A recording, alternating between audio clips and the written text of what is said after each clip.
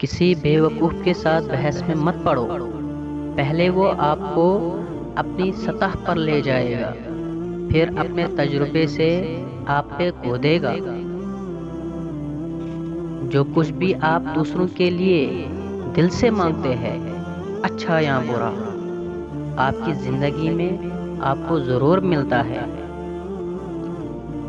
اچھی گفتگو پھول کی مانند خوبصورت ہوتی ہے، اور شیر لہجہ اس پھول میں موجود خوشبو کی طرح جو آپ کے احساس کو ایک مدت تک مہکائے رکھتا ہے۔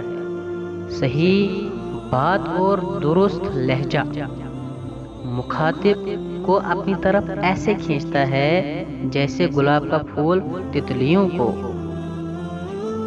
صحبت ان کی اختیار کرے جن کے درمیان گناہ کرتے ہوئے شرم آئے، اور ایسے لوگوں سے پرہیز کرے جن کے درمیان نیکی کرتے ہوئے شرمندگی محسوس ہو۔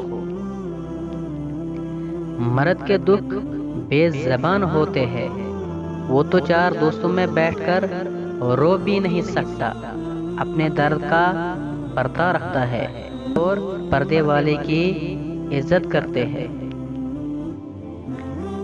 کسی کی بیٹی کو اتنی تکلیف دو جتنی تم اپنی بیٹی کے لیے سہ سکو، ورنہ دنیا گول کیوں ہے، اللہ تمہیں سمجھا دے گا۔ سارے اوقات کے تماشے ہیں، کوئی اچھا برا نہیں ہوتا۔ سارے اوقات کے تماشے ہیں، کوئی اچھا برا نہیں ہوتا۔ اپنے کردار کی حفاظت کرتے رہا کرے، کیونکہ ہر خاندان اور محفل میں آپ کی پیٹھ پیچھے آپ کا تذکرہ آپ کے کردار سے ہی شروع ہوتا ہے۔ صبر وقت مانگتا ہے اور وقت صبر مانگتا ہے۔ صبر وقت مانگتا ہے اور وقت صبر مانگتا ہے۔ ہم زمانے کو کیوں باتیں کرتے ہیں جبکہ ہم یہ بھول جاتے ہیں کہ زمانہ ہمارے خود اچھا ہونے سے شاندار بنتا ہے۔ دور حاضر کا ایک یہ بھی المیہ ہے کہ یہاں جو دکھتا ہے وہ ہوتا نہیں، اور جو بولتا ہے وہ کرتا نہیں، اور جو سنتا ہے وہ سمجھتا نہیں۔ زندگی اگر کبھی مہربان ہو کر کسی شخص کے انتخاب کا موقع دے تو اپنے لیے ہمیشہ ذمہ دار شخص کا انتخاب کرے، کیونکہ ایک ذمہ دار انسان خوبصورت انسان سے کہیں زیادہ بہتر ہوتا ہے۔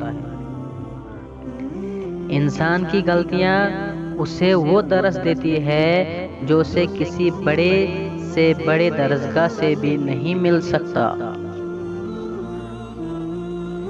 جب انسان اچھے لوگوں سے بھی ڈرنے لگے تو سمجھ لے کہ کسی نے اعتبار نہایت ہی سلیقے سے توڑا ہے۔ مرد سب کچھ اپنے لیے نہیں کماتا، عورت سب کچھ اپنے لیے نہیں پکاتی۔ خوشیاں تقسیم کرنا ہی اصل خوشیوں کا سبب ہے۔